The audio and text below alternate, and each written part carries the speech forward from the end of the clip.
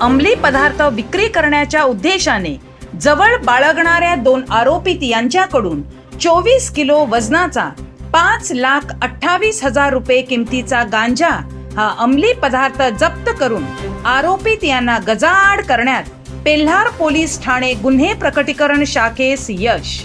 दिनांक 22/5/2024 रोजी रात्री 10:30 वाजताच्या सुमारास 2 इसम तुंगार फाटा, वसई पूर्व, तालुका वसई, जिल्हा पालघर येथे गांजा हा अंमली पदार्थ विक्री करण्याकरिता येणार असल्याबाबत